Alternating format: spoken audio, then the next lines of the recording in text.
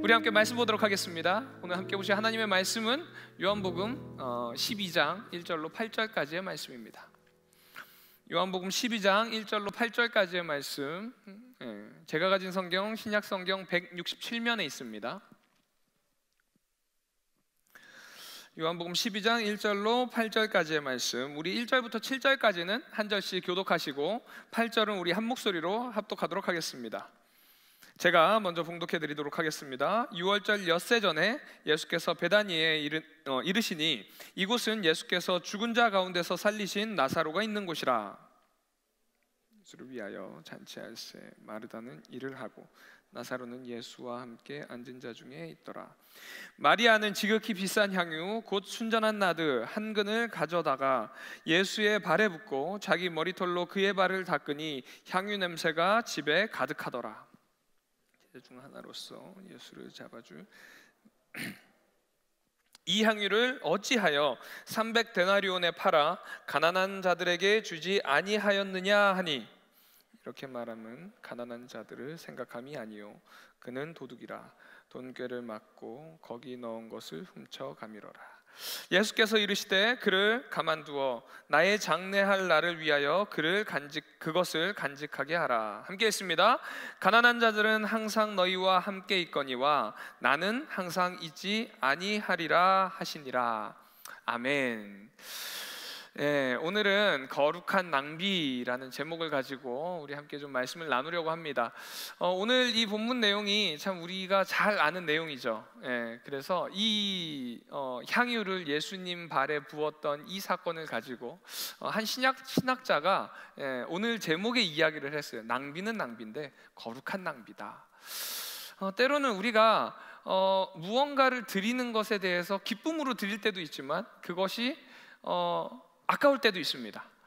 일례로 우리나라에는 그렇게 노숙자가 그렇게 많지 않죠. 노숙자 보기가 좀 쉽지 않은 것 같아요. 요즘에는. 근데 미국에는 굉장히 많습니다. 너무너무 많아요. 그래서 이제 국어를 하시는 분들도 있는데 또 어떤 분이 있냐면 노숙자라고 해서 일을 안 하지 않습니다. 열심히들 일을 하세요. 외국 다녀보신 분들 아시겠지만 가끔 가다가 노숙자들이 개를 끌고 다니시는 분들이 있어요. 개를 끌고 다니시는 분들은 노숙자 중에서도 등급이 있대요. 그 등급 중에 굉장히 높은 등급에 있는 노숙자예요. 왜냐하면 개를 끌고 다니는 이유는 나라에서 그 개를 키울 수 있는 돈이 나오기 때문에 그렇습니다. 그러니까 아무나 노숙자라고 해서 이 개를 키울 수 있는 게 아니야. 그리고 또 어떤 분들은 이제 재활용, 리사이클 그거를 이렇게 모아다가 리사이클 하는 데다 갖다 주는 또 일을 하시는 노숙자들이 있어요. 그분들도 꽤 높은 위치에 있다고 하더라고요. 그런데 많은 노숙자들이 하는 일 중에 하나가 뭐냐면요, 이렇게 신호등에 가만히 서 있다가 차가 신호대기를 딱 하잖아요. 그러면은 잽싸게 달려와서 게토레이 같은 거 있죠. 거기에다가 그 비눗물로 막 뿌려서 유리를 쫙쫙쫙 닦아요. 그리고 옆에 딱 서 있어요. 그럼 창문을 열어서 일부를 딱 줘야 돼. 그런데 가끔 가다가 이분들이 너무 이제 닦는 게 마음에 안 드는 거죠. 닦았는데 차가 더 더러워지는 거야. 그래서 가끔 가다 어떤 분들은 그분들이 이렇게 막 하잖아요. 그러면 와이퍼를 칙 뿌려요. 그래서 못 닦게. 그 1불 2불 주기 싫어서. 그런데 어쨌든 그분들도 정말 열심히 살기 위해서 하는 거잖아요. 그렇게 수고하고 봉사하는 건데, 그렇기 때문에 굉장히 기쁨으로 그 1불, 2불을 드립니다. 그런데 그분들이 그 1불, 2불을 모아다가 뭐 하실까요? 술 사 드시고요, 담배 사 피시고요, 마약 사 드시고요, 그런다고 합니다.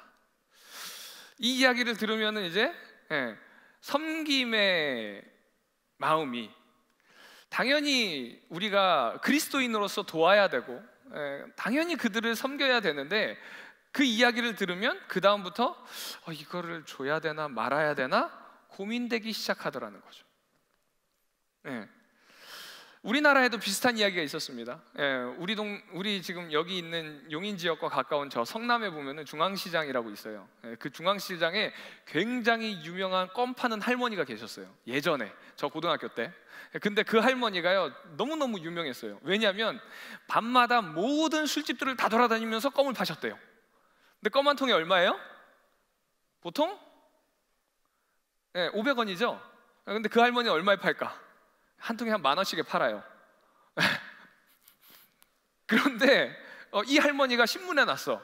무슨 신문에 났냐면 그렇게 열심히 껌을, 그러니까 이제 불쌍해서 껌을 많이 사줬는데 어떤 기자가 따라가다 보니까 이 할머니가 껌 팔아가지고 그 돈 다 모은 다음에 집에 갈 때 벤츠 타고 가시더래요. 그래가지고 그런 얘기가 있었어요, 실제로. 그러면은 이제 이 이야기를 들으면은 그 할머니가 오면은 껌을 사주고 싶을까요? 안 사주고 싶을까요? 안 사주고 싶어요.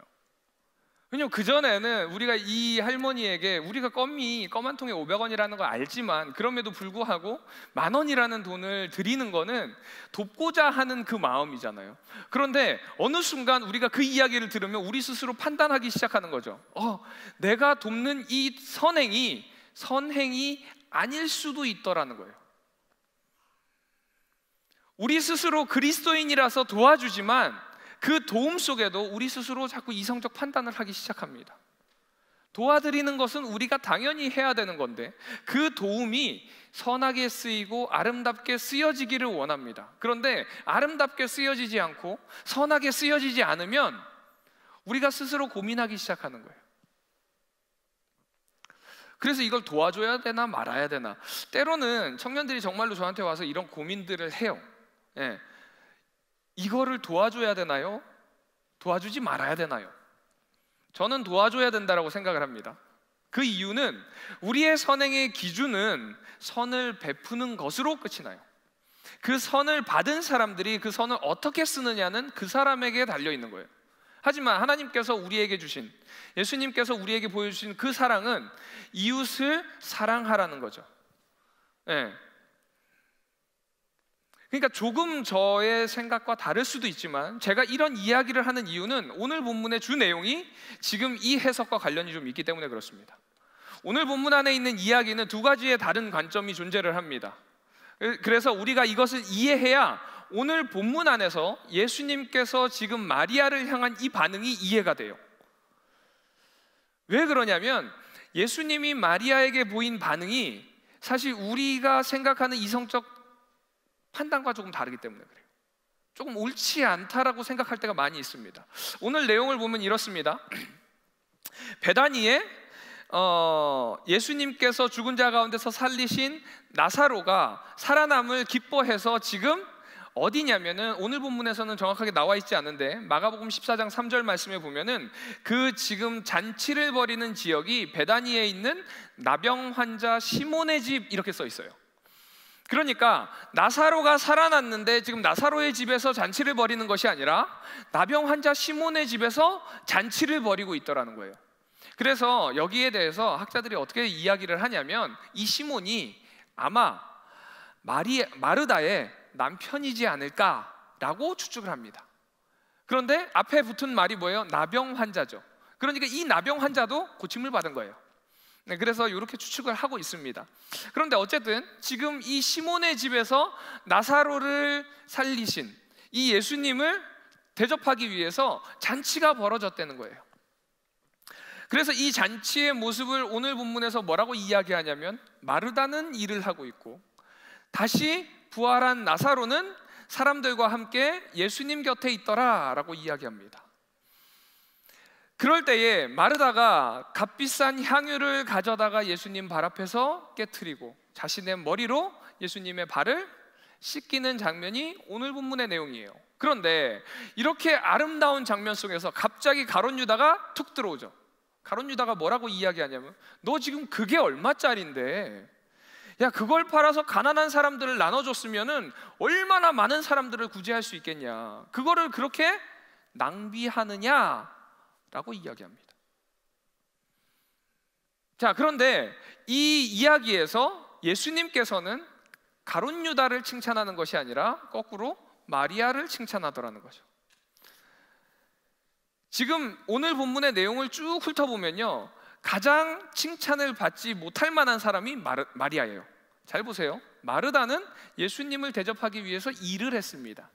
자, 이전의 상황을 좀 보면은 마리아가 나사로가 지금 하고 있는 행동과 비슷한 행동을 했어요. 이전에 마리아와 마르다가 처음 만났을 때에 예수님을 대접하기 위해서 마르다가 일하고 있고, 마르다가 일하고 있고, 마리아는 예수님 옆에서 예수님 이야기를 듣고 있었죠. 그러니까 그 이야기를 보고서는 마르다가 예수님께 와서 이야기하죠. 예수님, 저 혼자 일하는 게 너무 힘드니까 우리 동생 마리아한테 나 좀 도와주라고 이야기하세요. 이야기 좀 해주세요. 그럴 때에 예수님께서 누구를 칭찬해요? 마르다를 칭찬한 것이 아니라 마리아를 칭찬합니다. 그런데 오늘 본문에 보면은 지금 이때에 마리아가 했던 행동을 나사로가 똑같이 하고 있어요. 네. 그런데 마리아를 칭찬하더라는 거죠. 마리아가 지금 하는 행동은요, 자신이 가지고 있는 모든 재산을 다 쏟아서 예수님께 부어버린 행동이에요. 지금 오늘 본문에 보면 이 향유를 뭐라고 이야기하냐면 순전한 나드, 이렇게 이야기를 합니다. 그런데 이 나드라는 것은 어떤 이 향유의 종류예요. 종류를 설명하는데 이 종류가 어떤 것이냐를 볼 때에 이 순전한이라는 단어의 원어를 보면요, 피스티케스라는 단어를 쓰고 있습니다. 그래서 이 단어가 아마 아람어인 피스타카에서 오지 않았을까라고 이야기를 하거든요. 근데 이 아람어인 피스타카가 무엇을 뜻하냐면 우리가 잘 아는 피스타초의 열매예요. 열매의 추출물을 이야기합니다. 그러니까 지금 이 순전한 나드가 피스타초 열매의 추출물이지 않을까라고 추측을 하는 거예요. 왜냐하면 당시에는 이 피스타초라는 것이 인도에서만 들어왔대요. 그러니까 굉장히 귀했던 거죠. 그런데 이런 해석도 있고 또 다른 해석도 있습니다. 중요한 것은 이 지금 향유를 이야기하는 것이 무엇이냐면 지극히 비싼 향유다라고 이야기를 하고 있어요.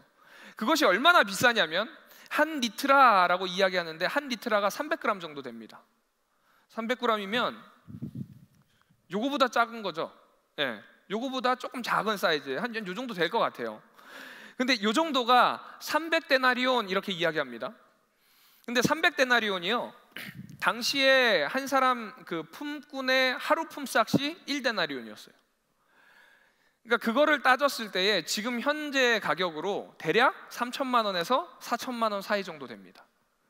그러니까 요만한 병이 3천에서 4천만 원 정도라는 거예요. 이거를 그냥 예수님 발에 들이부은 거예요. 그런데 이게 왜 그렇게 중요했냐면 당시에 여자가 결혼을 할 때 꼭 필요한 것이 이 향유였다는 거예요.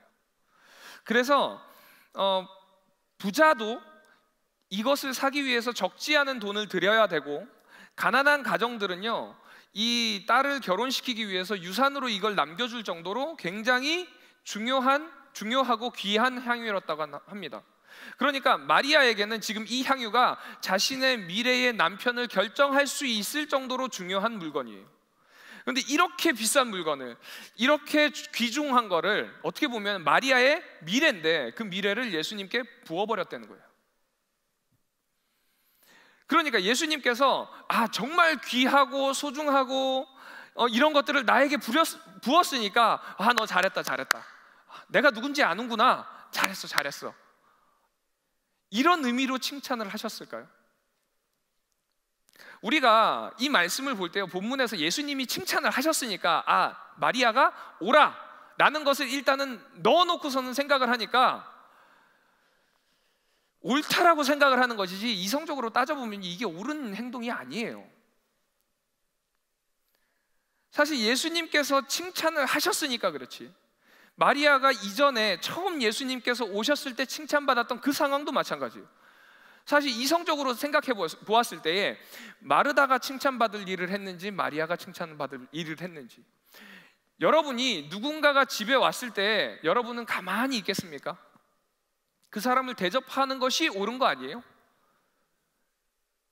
대접하는 것이 바른 행동 아닌가요? 그러니까 이성적으로 누가 더 칭찬받아야 되냐면 마르다가 더 칭찬받아야 돼요. 그런데 예수님께서는 마리아를 칭찬하셨다는 거죠. 오늘 본문도 그렇고 예수님을 처음 만났을 때 마르다와 마리아의 그런 모습들도 그렇고 예수님께서는 조금 이성적이지 않은 마리아를 계속 칭찬하셨어요. 이런 거랑 비슷합니다. 신앙이 굉장히 좋은 권사님이 한 분 계셨어요. 이 권사님의 남편이 근데 신앙생활을 하지 않으시는 거예요. 교회를 안 다니시는데 이 남편이 권사님이 교회 가는 걸 너무너무 싫어해요. 왜 싫어하느냐? 권사님이 교회 간다고 밥만 차려놓고 맨날 교회 가요. 새벽에 일어나면 새벽기도 가서 없고, 저녁에는 수요일 날은 수요 예배 가고, 금요일 날은 금요 철학 가고, 주일 날은 주일 하루 종일 교회에 있어요. 남편 입장에서 아내와 좀 좋은 시간을 가지고 좀 대화도 하고 그래야 그 결혼 생활이 좀 아름다워지는데 만날 시간이 없는 거예요. 그러니까 남편이 교회 가는 걸 너무 싫어한대요. 누가 옳은 건가요? 누가 옳은 결혼 생활을 하고 있나요? 여러분, 이성적 판단으로 남편이에요? 권사님이에요? 대답을 좀 해봐요. 남편 아닌가요? 결혼 생활을 유지하기 위해서는 둘의 노력이 필요합니다. 그런 이야기 많이 하죠, 요즘에. 뭐 그 TV에서도 그런 토크쇼나 뭐 이런 거 많이 하더라고요. 서로 노력해야 돼요.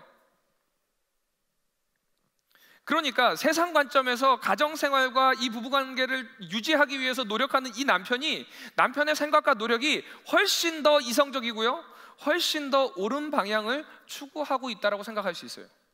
자, 그런데 두 분 중에 누가 주님께 더 칭찬받을까요? 남편이에요? 권사님이에요? 당연히 권사님이죠. 왜요? 권사님의 중심은 주님께 가 있거든요. 세상의 것이 아니라 주님께 가 있어요. 제가 지금 이 이야기를 하는 거는 이런 결혼 생활을 풀어가는 방법이 옳다 그르다를 이야기하는 것이 아니라, 오늘 본문에서 지금 예수님께서 마리아를 칭찬한 이유가 뭐냐면 마리아의 중심이 예수님께 가 있다는 거예요. 오늘 본문에서 이야기하는 게 가장 그것입니다. 이성적으로 생각하면요, 그거를 팔아서 가난한 사람들에게 나누어 주는 것이 더 옳다라고 이야기하는 가룟 유다의 말이 틀린 것이 하나도 없어요. 300데나리온이라는 이 돈이면 지금 단위로 따져도 3천에서 4천만 원이면요 300만 원씩만 한 사람한테 도와줘 봐요. 그렇게만 해도 10명을 1년 동안, 적어도 한 달 동안 풍족하게 먹고 살 수 있게 할 수 있는 돈이에요. 정말 많은 사람들을 구제할 수 있다는 거죠. 지금 가룟 유다가 이야기한 이 내용이요, 예수님의 이전의 행적을 봐도 옳아요. 예수님께서 가난한 자들을 위해서 헌신하고 수고하고 그들에게 나눠주는 모습들이 얼마나 많았습니까? 누가복음에 보면은 부자 청년이 예수님을 찾아옵니다. 그래서 부자 청년이 예수님께 이렇게 물어봐요. 주님, 내가 천국에 가려면 어떻게 해야 됩니까? 내가 십계명도 잘 지키고요, 율법도 잘 지키고요, 선한 일도 많이 했습니다. 이제 제가 뭐 더 해야 되나요? 라고 이야기하니까 마태복음 19장 21절부터 22절 말씀 보면 이렇게 이야기하고 있습니다. 우리 함께 읽도록 하겠습니다. 함께 읽습니다. 시작. 예수께서 이르시되 내가 온전하고자 할진대 가서 내 소유를 팔아 가난한 자들에게 주라. 그리하면 하늘에서 보화가 내게 있으리라. 그리고 와서 나를 따르라 하니, 그 청년이 재물이 많음으로 이 말씀을 듣고 근심하며 가니라. 지금 부자 청년에게 예수님께서 뭐라고 이야기했어요? 다 네 소유를 가난한 자들에게 팔아서 나눠주라는 거예요. 이게 예수님의 마음이잖아요. 그리고 다 소유를 다 가난한 자들에게 주고 나를 따르라 라고 이야기하는 거예요. 자, 마리아 같은 경우도 지금 가룟 유다가 이야기한 것처럼 이거 팔아서 가난한 자들에게 다 나눠줘도 충분히 예수님은 기뻐하셨을 거라는 거죠. 가룟 유다의 이야기가 틀린 것이 하나도 없어요. 그럼에도 불구하고 예수님께서는 오늘 본문에서 가룟 유다를 꾸짖고요, 마리아를 칭찬하세요. 그 이유가 뭐냐면 가룟 유다가 지금 이야기한 것처럼 진정으로 지금 이 예수님의 발 아래 부었던 이 향유가 너무너무 아까워서 가룟 유다가 이 이야기를 한 것이 아니기 때문에 그래요. 그게 포인트입니다. 가룟 유다는요, 예수님을 따라다녔던 제자입니다. 그런데도 불구하고 여전히 그의 시선과 생각과 습관이 세상 속에 머물러 있더라는 거죠. 예수님께서는 지금 그 가룟 유다의 속뜻을 보신 거예요. 그렇기 때문에 가룟 유다를 책망하셨습니다. 가룟 유다의 속뜻이요, 6절에 나와 있습니다. 6절 우리 다 함께 같이 읽도록 하겠습니다. 6절 좀 띄워주세요. 네, 함께 했습니다. 시작. 이렇게 말함은 가난한 자들을 생각함이 아니요 그는 도둑이라 돈깨를 맞고 거기 넣은 것을 훔쳐 가밀어라. 가룟 유다가요, 지금 제자들 중에서 가장 셈이 빨랐던 것 같아요. 그러니까 지금 예수님의 모든 회개를 가룟 유다가 담당했어요. 그런데 가룟 유다가 거기서 손을 댔다는 거예요. 거기 것을 자기가 취하더라는 거죠. 무엇을 위해서요? 자기를 위해서, 자신의 미래를 위해서. 하나님 물건에 손댄 자는요, 하나님께서 그냥 두지 않습니다. 제가 지난주 금요일 날 아간 설교를 했는데 아간도 마찬가지예요. 하나님께 드려야 되는 것, 이스라엘 백성들이 이제 가나안 땅에 들어가서 처음 정복했던 그 여리고 성의 모든 재물과 모든 것들을 하나님께 다 드리라 그랬는데 아간이 거기서 훔쳤어요. 옷 한 벌과 금 300세겔과 은 300세겔과 금 50세겔. 이게 지금 단위로 3천만 원 정도예요. 딱 지금 이 돈이에요. 그런데 그것 때문에 아간의 가족이 몰살합니다. 가족뿐만이 아니라 아간의 소유의 모든 것들이 다 죽어요. 가축도 죽고 자녀도 죽고 아내도 죽고 아간도 죽고 다 돌맞아 죽었습니다. 왜요? 이 손댄 것에 돈이 많고 적고가 아니라요, 중심이 주님께 있지 않다는 거예요. 내 말에 순종해야 되는데 순종하지 않았다는 거예요. 오늘 본문에 나오는 이 말씀도 마찬가지예요. 지금 가룟 유다의 중심이 주님이 아니라 자신에게 있더라는 거예요. 자신의 미래를 위해서, 자신의 어떤 안락을 위해서, 자신의 삶의 윤택함을 위해서 가룟 유다가 따라가고 있더라는 거죠. 오늘 본문을 통해서 우리에게 이야기하는 것은 무엇이냐면요, 여러분들 그리스도인이죠. 여러분의 중심은 어디에 있습니까? 이성적 판단이 아니라요, 정말 우리의 중심이 어디에 있냐는 거예요. 주님께서는요, 이것을 보신다는 거예요. 교회 다니면서 여전히 그냥 세상에 머물러 있는 사람들, 왜 교회가 이렇게 지탄받을까요? 아까 우리 장로님께서 기도하시면서 그런 이야기 많이 하셨는데, 왜 그렇게 교회를 다니면서 그리스도인의 모습이 아니라 세상 사람들과 별로 다르지 않은 모습으로 살아갈까요? 주님 믿는다고 하면서 지금 이 가룟 유다처럼 여전히 자신만을 위하고 자신의 미래를 위해서 자신의 윤택만을 구하기 때문에 그렇습니다. 이전에 기복주의 신앙이라는 이야기 많이 했습니다. 기복주의가 뭔가요? 믿음의 고백으로 예배를 드리는 것이 아니라, 믿음의 고백으로 지금 이 자리에 나와 있는 것이 아니라 복받기 위해서 나오는 거예요. 구원의 감격에 거여서 주님을 예배하고, 예배가 영어로 서비스입니다. 우리가 서비스를 받는 게 아니라 우리가 주님께 올려드리는 거예요. 서비스 해드리는 거예요.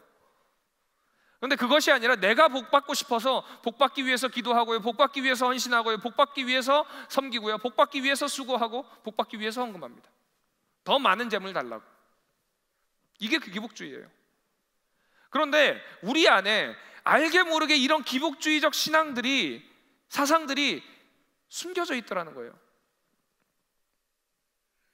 이런 모습의 신앙생활이, 이런 모습이 가룟 유다만 있나요?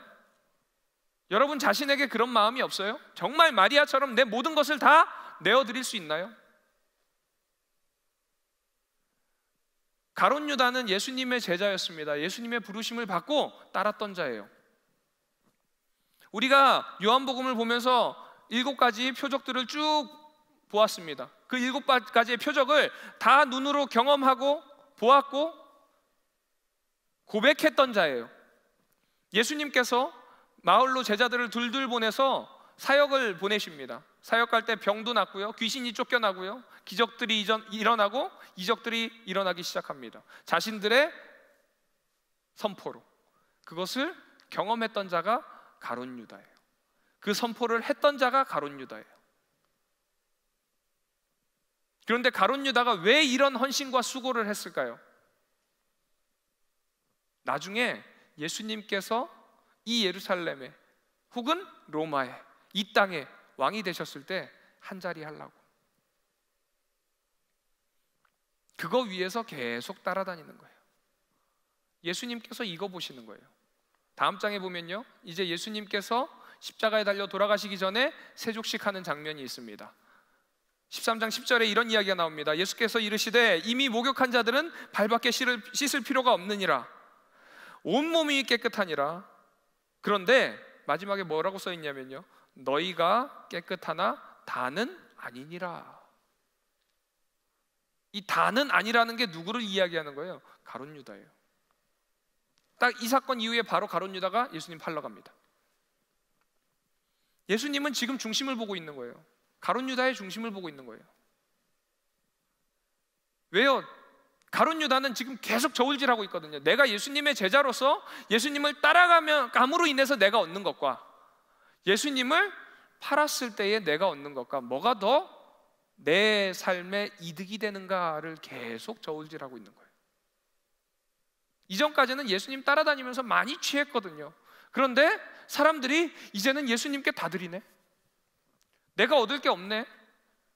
호산나 호산나 다윗의 왕이요 찬양했었는데 예수님이 자꾸 십자가 지신다 그러네.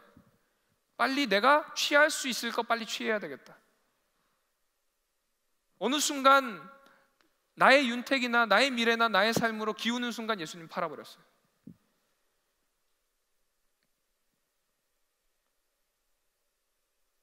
주님은요, 이성적이거나 논리적이거나 합리적인 행동과 사고를 보시는 것이 아니라 중심을 보십니다. 오늘 두 사람 중에서 누가 더 주님께 중심이 집중되어 있나요?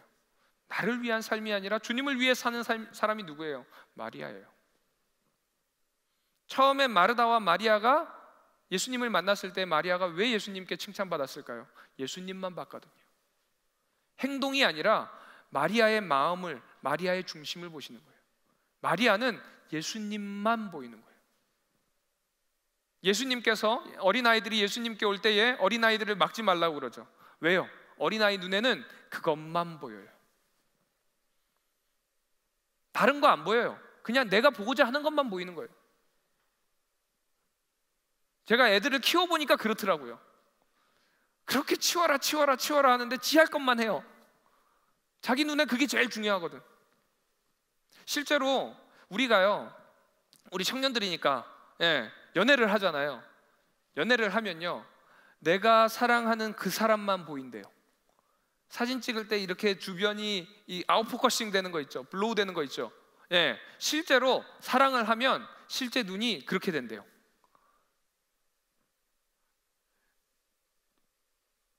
그 사람만 보이는 거예요. 그 사람만. 다른 거 다 안 보이고 정말로 눈에서 우리 눈이 그렇게 인식을 한다는 거예요. 우리의 신앙생활도 그래야 된다는 것입니다. 교회에 보면요, 교회에서 수없이 많은 간증들을 해요. 주님께 많은 고백들을 합니다. 간증이 뭐라고 얘기했나요? 우리 제자반 하셨던 분들, 1권 1과가 간증이죠. 간증이 뭐예요? 예수님 만나기 전과 만난 후에 나의 모습의 차이예요. 오늘 이 자리에서도 지금 우린 말씀을 통해서 예수님을 만나고 있어요. 계속해서 간증해야 돼요. 그런데 그 간증의 중심이 무엇이냐면 마리아와 같은 고백이에요. 내가 지금 내려놓을 거 내려놓으니까, 나에게 필요한 거 주님께 맡겼습니다. 나의 미래를 주님께 드렸습니다. 이거예요. 여러분은 어떤 모습입니까? 여러분은 마리아세요? 가룟 유다세요? 정말 우리는 마리아처럼 아무것도 아낌없이, 판단 없이 다 주님께 드려야 돼요. 시편 23편 1편에 다윗이 이런 고백을 합니다. 여호와는 나의 목자시니 내게 부족함이 없으리로다. 우리 같이 한번 고백해 볼까요? 함께 했습니다. 시작. 여호와는 나의 목자시니 내게 부족함이 없으리로다. 아멘이십니까? 여러분의 고백이에요? 아멘이세요? 어마어마한 고백이에요 이게. 여호와는 나의 목자시니 여호와만 있으면 내게 아무런 부족함이 없다는 거예요. 물질도 없어도 되고요, 윤택함도 없어도 되고요, 나의 미래도 없어도 되고, 주님만 있으면 되는 거예요. 주님만.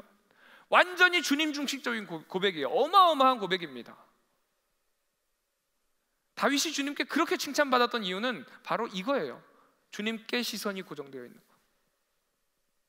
그런데 문제는요, 우리가 신앙생활을 하면서 세상 속에서 살아가면서 이런 고백을 하기가 너무너무 힘든다는 거예요.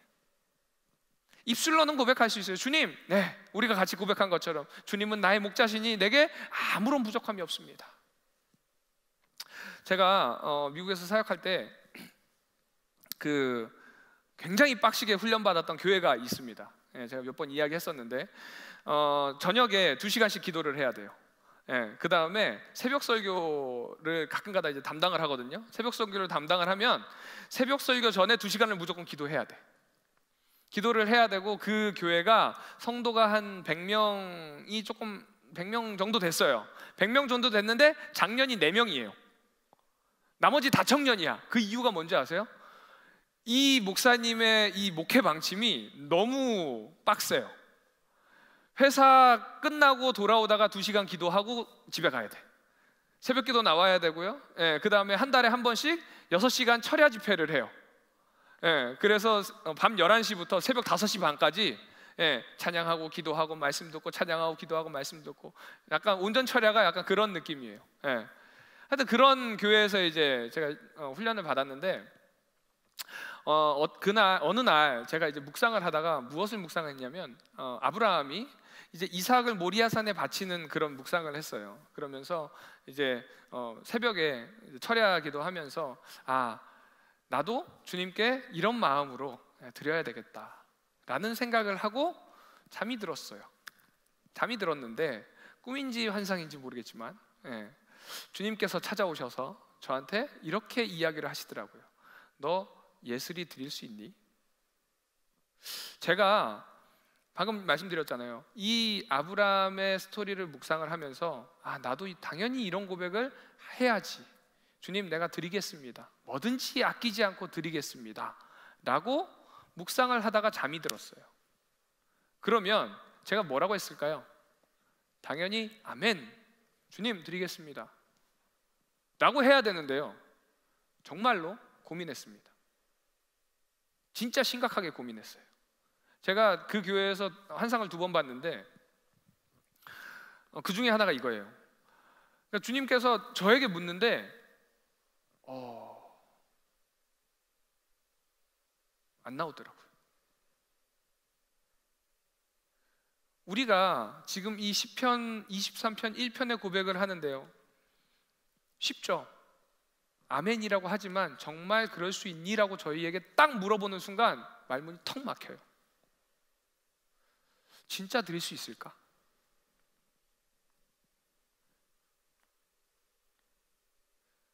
끝내는 드리겠습니다 라고 고백을 했어요.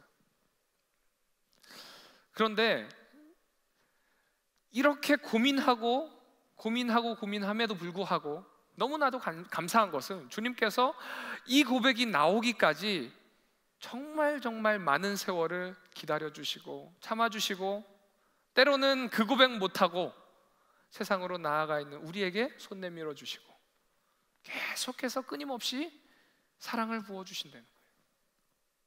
우리가 그런 사랑을 받은 존재들입니다.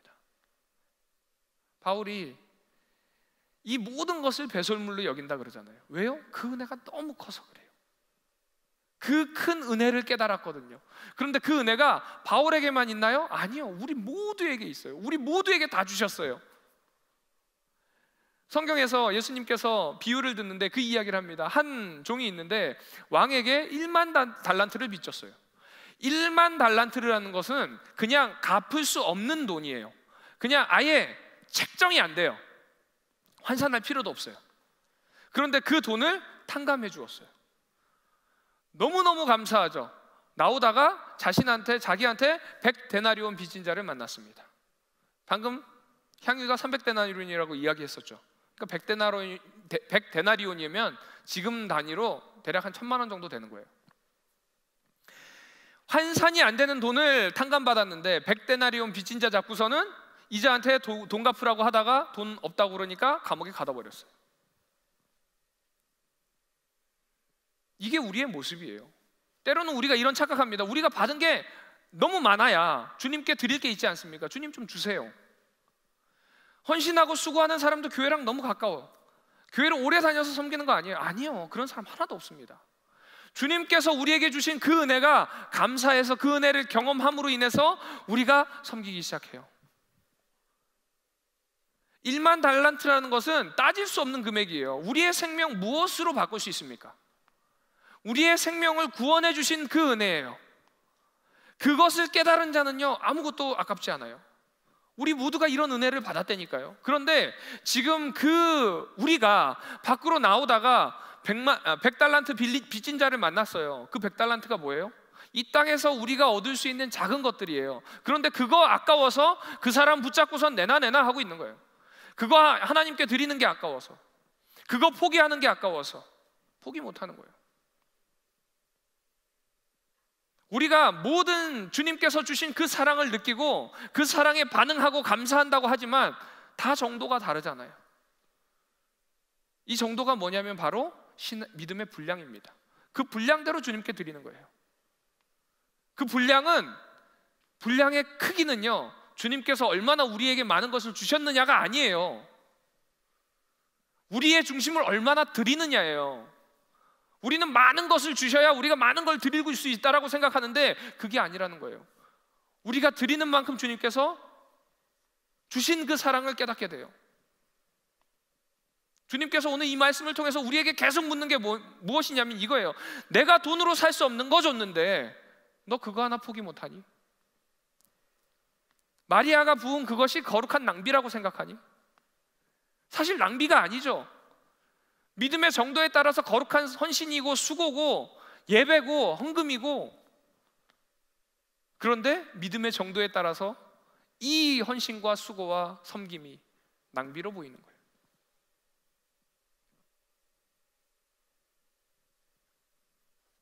깨달아야 가능하다는 겁니다. 깨달아야. 한 목사님께서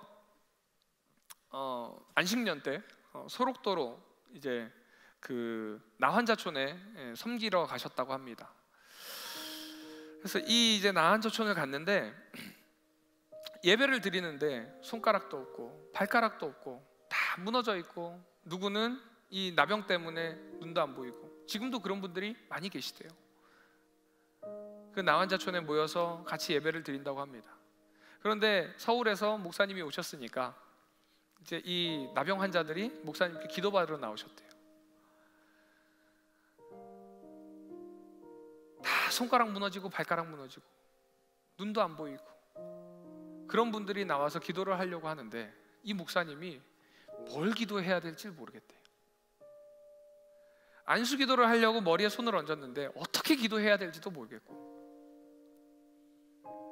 그런데 그때 눈이 안 보이는 한 권사님께서 목사님, 우리를 위해서 이곳에 와주시고 기도해 주셔서 너무 감사합니다. 그 이야기를 듣는데요, 그 감사가 가슴에 콱 박히더래요.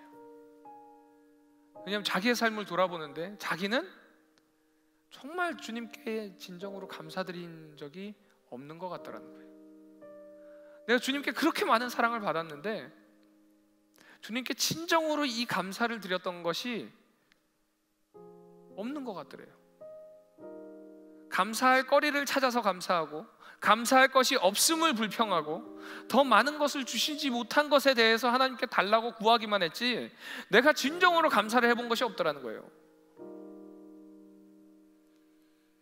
그러면서 이제 나 환자들을 만나기 시작하는데 그 나 환자들을 만날 때마다 막 눈물이 쏟아지더래요. 그 속에서 예배드리는 그분들의 모습을 보면서 얼마나 자신이 많이 회개를 했는지 모른다고 합니다. 그러다가 이제 한 예배에 참석을 했는데 거기서 이제 설교하셨던 전도사님이 같이 이제 나병에 드셨던 전도사님이 이제 설교를 하셨대요. 근데 그 전도사님께서 이렇게 시작을 하셨다고 합니다. 여러분은 인간 마지막 섬인 소록도에 오셨습니다. 소록도에 잘 오셨습니다. 그러나 우리의 마지막 섬은 여기가 끝이 아닙니다. 우리가 꼭 가야 할 마지막 섬이 또 있습니다. 여러분 거기 가보셨습니까? 이렇게 말씀을 하시더래요. 그래서 목사님이 아니 여기가 끝인데 여기보다 더 끝이 어디 있냐 라고 생각하는데 그 섬은 지라도입니다 라고 이야기하면서 그 지라도는 하박국서 3장 17절에 나옵니다. 비록 무화과나무가 무성하지 못하며 포도나무에 열매가 없으며 감람나무에 소출이 없으며 밭에 먹을 것이 없으며 우리의 양이 없으며 외양간에 소가 없을지라도 나는 여호와로 말미암아 즐거워하며 나의 구원의 하나님으로 말미암아 기뻐하리로다. 여러분 지라도라는 섬에 가보셨습니까? 이 섬에 가려면요 마리아와 같은 행동이 있어야 됩니다. 마리아와 같은 드림이 있어야 되고 마리아와 같은 거룩한 낭비가 있어야 됩니다. 아직 가보지 못하셨더라도 우리 함께 그 섬에 가기를 소망합니다. 그 섬에 가는 길이 때로는 험난할 때도 있지만 주님께서 그 섬에 같이 갈 동역자를 붙여주셨잖아요. 우리 옆에 있는 셀원들, 셀장님들, 또 팀원들, 우리 청룡방치들, 세상 속에서의 그 여정이, 그 지라도라는 섬에 가는 그 여정이 참으로 힘들고 어려울 수 있지만 우리 지체들과 함께 꼭 그 섬에 도착하는 우리 청룡방치들 되기를 주님의 이름으로 축원드립니다. 그 여정은요 주님의 사랑을 느낄 때 가능합니다. 주님의 사랑을 느낄 때에 때로는 풍랑이 있고 때로는 우리의 본인이 보이고 나의 미래를 놓지 못하는 그런 상황이 있다 할지라도 그 풍랑을 잠잠케 하는 주님을 바라볼 때에 그 주님의 능력으로 깨어지는 줄로 믿습니다. 이 여정이 때로는 고단하고 지칠지라도 주님의 그 무한한 사랑 앞에 깨어지는 줄로 믿습니다. 그 무한한 사랑 때문에 우리가 갈 수 있는 거예요. 그 사랑 앞에 우리 모든 것을 내어드리는 우리 청룡방치들 되기를 주님의 이름으로 축원드립니다. 찬양 중에 내 삶을 깨트립니다 라는 찬양이 있습니다. 이 찬양의 가사를 보면요 이렇게 고백합니다. 내 삶을 깨트립니다. 주님께 깨트립니다. 마지막에요 주님께라면 아깝지 않습니다. 이 시간 우리 함께 찬양할 때에 이 고백이 우리의 고백, 나의 고백이 되기를 주님의 이름으로 축원드립니다. 우리 함께 찬양하며 나아가겠습니다.